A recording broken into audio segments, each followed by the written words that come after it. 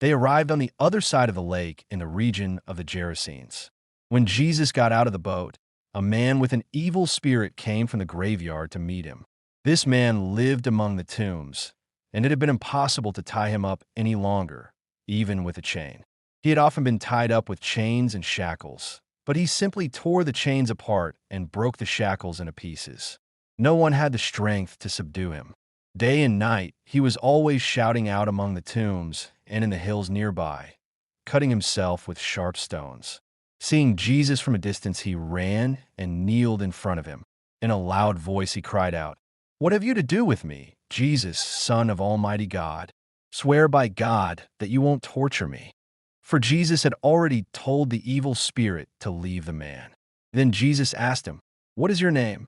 "My name is Legion, because we are many," he replied. He also repeatedly pleaded with Jesus not to send them out of the region. A large herd of pigs was feeding on the hillside nearby. The evil spirits pleaded with him, "Send us to the pigs so we can enter them."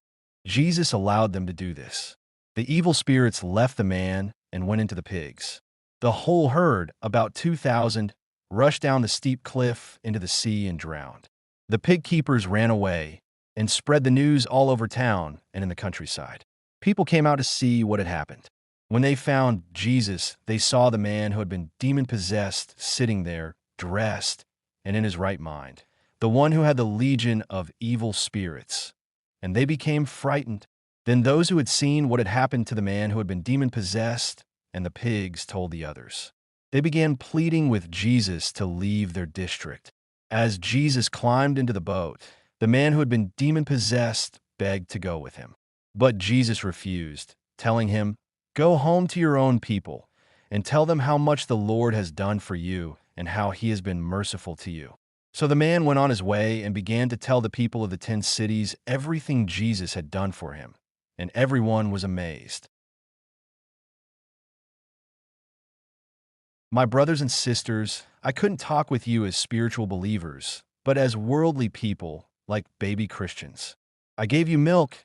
I couldn't give you solid food to eat, because you weren't ready for it. Even now you're not ready for it, because you're still worldly. For since there is jealousy, infighting, and factions among y'all, doesn't that show you're worldly, behaving just like ordinary people do?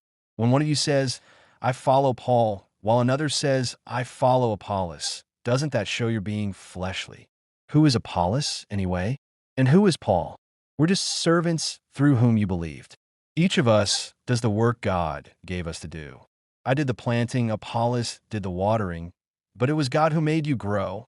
So the one who does the planting doesn't count for anything, any more than the one who does the watering. The only one who matters is God, who is growing you. The one planting and the one watering have the same goal, and both will be rewarded according to what they've done. We are workers together with God, and you are God's field, his building. Through the grace of God that he gave to me, I laid down the foundation like a skilled building supervisor. Now someone else is building on it. Whoever does the building needs to watch what they're doing. For no one can lay any other foundation than what's already laid, that is Jesus Christ. Then Israel entered Egypt. Jacob settled as a foreigner in the land of Ham. The Lord made his people more fertile and more powerful than their enemies. He made the Egyptians change their minds and hate his people and act deceptively towards them. He sent his servant Moses together with Aaron, whom he had chosen. They carried out his miraculous signs among the Egyptians, his wonders in the land of Ham. He plunged the country into darkness. For hadn't they defied what the Lord had said? He turned their water into blood, killing all the fish. Then he sent a plague of frogs across the land that even entered the bedrooms of their rulers. He gave the command, and flies spread throughout their land. Mosquitoes were everywhere. He rained down hail on them, and lightning flashed across their land. He struck down their grapevines and tore down their trees. He gave the command, and swarms of locusts came, countless locusts. They ate up all the vegetation in their land. They consumed all the growing crops. He killed all the firstborn in Egypt, the first to be produced in their vigor and strength. Then he led his people out of Egypt, carrying silver and gold. Not one among the tribes was stumbling along. The Egyptians were delighted to see them go, for they were frightened of the Israelites. He spread a cloud above them as a covering, and at night a fire to give them light. He gave them quails to eat when they asked him. He fed them with the bread of heaven until they were full. He split the rock open, and water gushed out, a river flowing through the desert. For he remembered his holy promise to his servant Abraham. So he led his people out, his chosen ones, as they sang for joy. He gave them the lands of the heathen nations, and they inherited what other people had worked for. The Lord did this so they could follow his instructions and keep his laws. Praise the Lord. If you're patient, you can persuade your superior, and soft words can break down opposition. Have you found honey?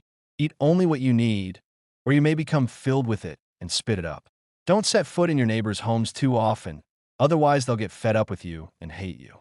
Telling lies in court against a friend is like attacking them with a mace or a sword or an arrow. Trusting in unreliable people in times of trouble is like eating with a broken tooth or walking on a bad foot. Singing happy songs to someone who's brokenhearted is like taking off your coat on a cold day or pouring vinegar onto an open wound. Sometime later, when the wheat was being harvested, Samson went to pay his wife a visit, taking with him a young goat as a present. "I want to go to my wife in her bedroom," he said when he arrived, but her father would not let him go in. "I thought you must totally hate her, so I gave her to your best man," he told Samson. "But her younger sister is even more attractive. Why don't you marry her instead?" "This time I can't be blamed for the trouble I'm going to cause the Philistines," Samson declared. He went and caught 300 foxes and tied their tails together, 2 by 2. He attached a torch to each of the tied tails and set them on fire. Then he let them loose in the grain fields of the Philistines, setting fire to all the grain, harvested and unharvested, as well as the vineyards and olive groves. "Who did this?" the Philistines asked. "It was Samson, the son-in-law of the man from Timnah," they were told. "That man gave Samson's wife to Samson's best man." So the Philistines went and burned her and her father to death. Samson told them, "If this is the way you're going to act, then I won't stop until I take my revenge on you." He attacked them violently, killing them, and then left to go and live in a cave at the rock of Etam. So the Philistine army came and camped in Judah, drawn up for battle near Lehi. The people of Judah asked, "Why have you invaded us?" "We've come to capture Samson, to do to him what he's done to us." They replied. 3,000 men of Judah went to the cave at the rock of Etam and asked Samson, "Don't you understand that the Philistines rule over us? What do you think you're doing to us?" "I only did what they did to me," he replied. "Well, we've come to take you prisoner and hand you over to the Philistines," they told him. "Just swear to me that you're not going to kill me yourselves," Samson answered. "No, we won't," they assured him. "We'll only tie you up and hand you over to the Philistines. We certainly aren't going to kill you." They tied him using 2 new ropes and let him up from the rock. When Samson got close to Lehi, the Philistines ran towards him, shouting at him. But the Spirit of the Lord swept over him, and the ropes tying his arms together became as weak as burnt flax, and his hands broke free. He grabbed the fresh jawbone of a donkey, using it to kill 1,000 Philistines. Then Samson declared, "With a donkey's jawbone, I have piled the dead into heaps. With a donkey's jawbone, I have killed 1,000 men."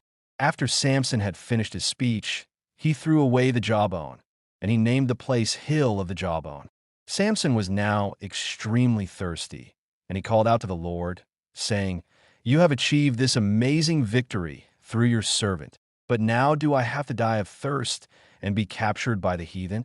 So God split open a rock seam in Lehi, and water came out of it. Samson drank, and his strength returned. He felt much better. That's why he named it the Spring of the Collar, and it's still there in Lehi to this very day. Samson led Israel as judge for 20 years during the time of the Philistines. Samson went to Gaza. There he saw a prostitute, and he went to have sex with her that night. The men of Gaza found out Samson was there, so they gathered to spend the night, lying in wait for him at the town gates. They kept quiet all night, whispering to one another, "We'll kill him when it gets light." But Samson only stayed until halfway through the night. He grabbed hold of the town gates along with their 2 posts and ripped them up, along with the lock bar.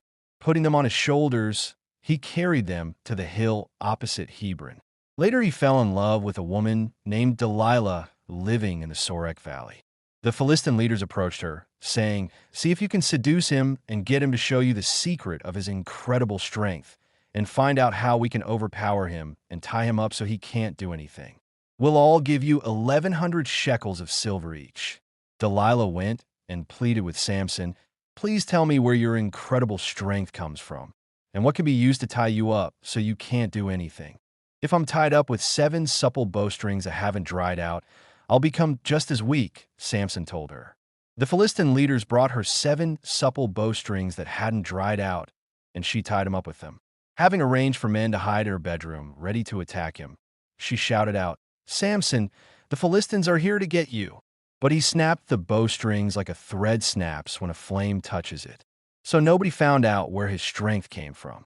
Later, Delilah said to Samson, "You've made me look stupid, telling me these lies. So now please tell me what can be used to tie you up. If I'm tied up tight with new ropes that haven't been used before, I'll become just as weak as anyone else," he told her. So Delilah got some new ropes and tied him up with them. She shouted out, "Samson, the Philistines are here to get you."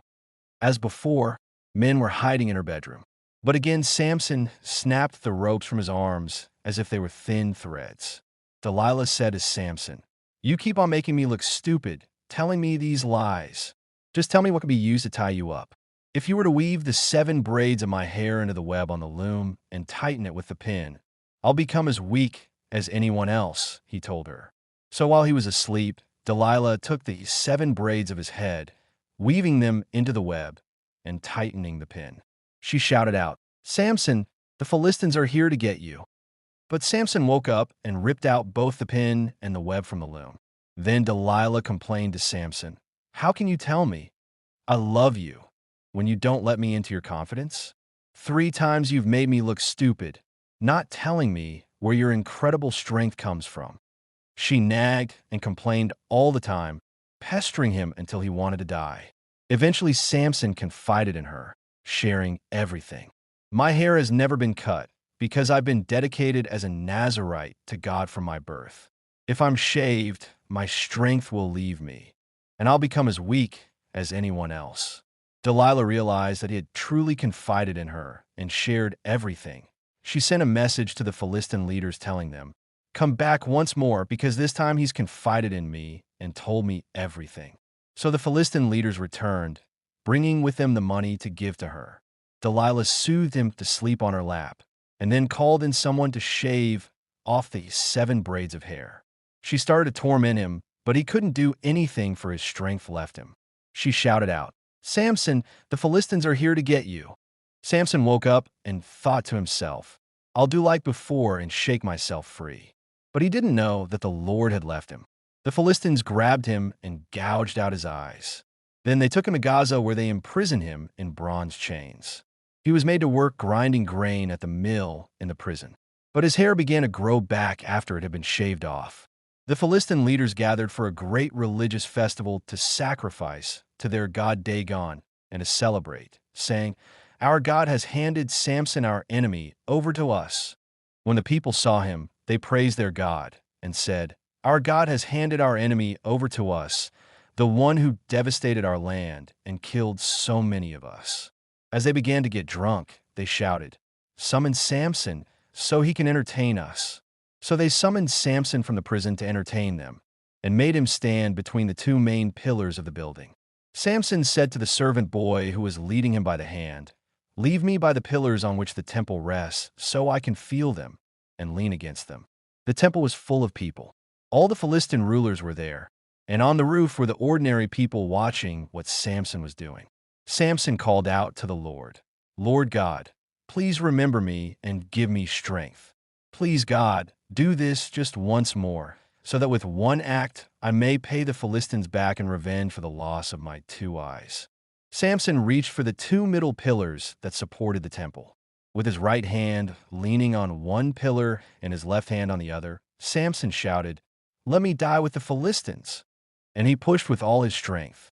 The temple collapsed on the rulers and all the people in it. So those killed at his death were more than he killed in his life. Then his brothers and his whole family came and took him back and buried him between Zorah and Eshtaol in the tomb of Manoah his father. He led Israel as judge for 20 years.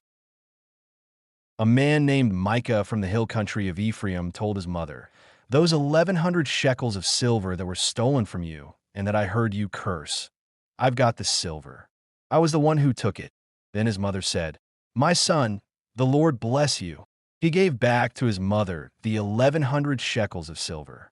His mother announced, "I'm completely dedicating this money to the Lord. I'm handing it over to my son to have an idol carved, an image made with molten silver. So now I return it to you." After he'd returned the silver to his mother, she gave 200 shekels to a silversmith who made it into a carved idol, an image made with molten silver. They were kept in Micah's house. Micah had built a shrine for the idol. He also made an ephod and some household gods, and ordained one of his sons as his priest. At that time, Israel didn't have a king. Everyone did what they themselves thought was the right thing to do. One young man, a Levite from the tribe of Judah, had been living in Bethlehem in Judah, left Bethlehem to look for a different place to live. As he traveled through the hill country of Ephraim, he came to Micah's house. "Where are you from?" Micah asked him. "I'm a Levite from Bethlehem in Judah," the man replied. "I'm looking for a place to live. Come and stay here with me. You can be my father and priest, and I'll give you 10 shekels of silver a year, plus your clothes and food." So the Levite went inside and agreed to stay with him. The young man became like a son to him. Micah ordained the Levite as his own priest, and he lived in Micah's house. "I'm sure the Lord will bless me now, because I have a Levite as my priest," Micah concluded.